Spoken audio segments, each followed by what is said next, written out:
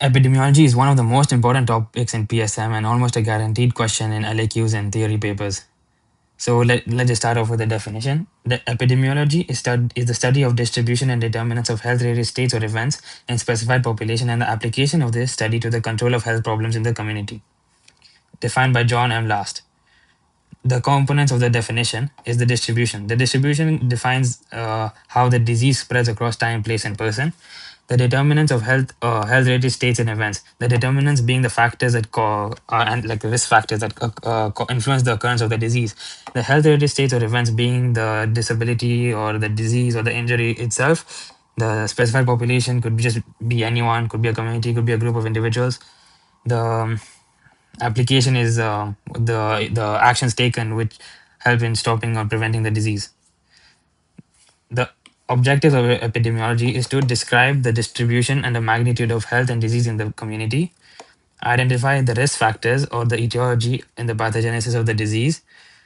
We have to plan and implement and evaluate services for prevention and control of treatment of disease, and to set priority among those services.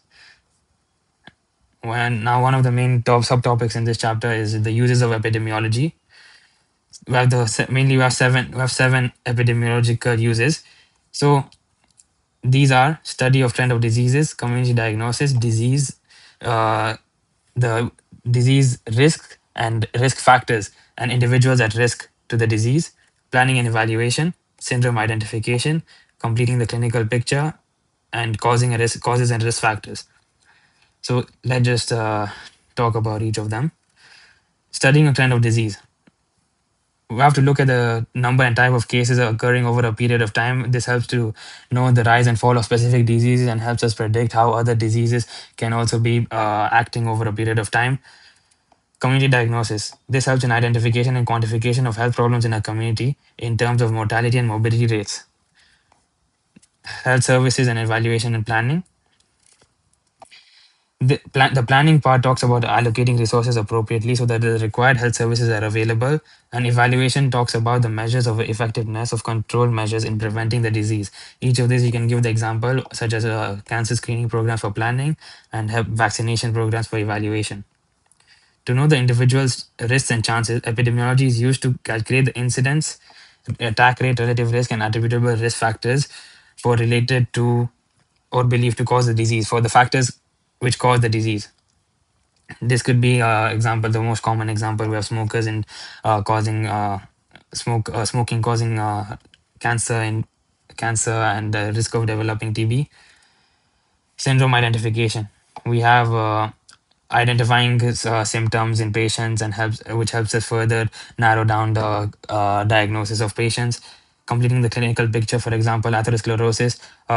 We have coronary heart disease causing MI, which it was not known by many doctors before, but now you can almost correlate almost a lot of MIs being caused due to coronary heart disease.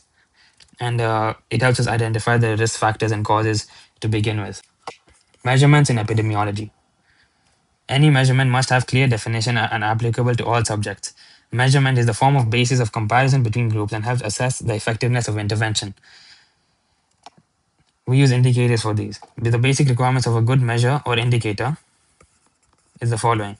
We can just use VRAS, which is validity, reliability, accuracy, sensitivity, and specificity.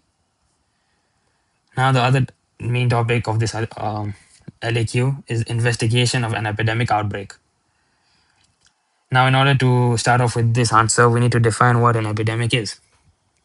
An epidemic is defined as the occurrence in a community or region of cases of an illness and other health-related events clearly above normal expectancy. Now, this is the most important. This is the most important part of the answer, saying that it is above normal expectancy. It is an increase in the disease or a number of cases of a specific disease in a specific population, which is above the normal expectancy. So for this, we need to do detailed investigations. The objectives of the investigation is to calculate the magnitude of the epidemic, factors responsible, causes, sources, and modes of transmission, and recommendations for preventing the recurrence. Now, this is very important. We need to know the steps in epidemic investigation. This mnemonic is not that good. You don't have to use that. We have verification of diagnosis. initially we need to verify whether the person does have the disease or not, and after we find out that he does have the disease of the outbreak, then we can move further to confirming the existence of an epidemic. Once a diagnosis has been made and an operational definition is established, we can confirm the existence of an epidemic. Now, epidemic, again, the same reason, main point being that it is more than the normal frequency. Defining population at risk. Before investigations begin, a detailed current map area must be obtained. So, for example, if it's a waterborne disease, you can define population at risk by people who are surrounding water bodies or around water bodies. So, the population closer to the water bodies are more at risk. uh, Rapid searching for all the cases. You try to go to the community and identify all the cases or people who are probably exposed to the risk factor, and you can prepare it in an epidemiological case sheet. Data analysis. We use time, place, and person to identify it, and then we put the data in a time, place, and person through time distribution. We have an epidemiological curve. Through place distribution, we can just have a spot map and show where all the cases exist. And person distribution, we just have sex, occupation, and age, and just biodata. Formulation of hypothesis. After we analyze all the data, we formulate a hypothesis, which we have to predict or like think about the possible sources, causes, and modes of transmission of the infection. We test the hypothesis and by comparing the attack rates in various groups of people who could be exposed to the possible source and unexposed. Evaluation of ecological factors. Epidemiologists should identify the circumstances and factors that led to the epidemic. Evaluation of ecological factors mainly just includes we have to test the water bodies, we have to check the milk supply, we have to check the status of eating establishments and see whether that might be the source of infection. Further investigation of population at risk. Here we do mainly blood tests and further tests such as stool examination or food examination in the community to see whether there is presence of bacteria or a causative organism in them. And finally, we have to write a report about the background, historical data, methodology, and investigation, analysis of data, and the control measures taken in the epidemiological investigation. And until here should be enough for an LAQ on epidemiology uses and its investigation. Now, finally, we have quick revision here. Definition is obviously to the distribution and determinants of health-related states and events in specified population and the application of these to prevent and control disease.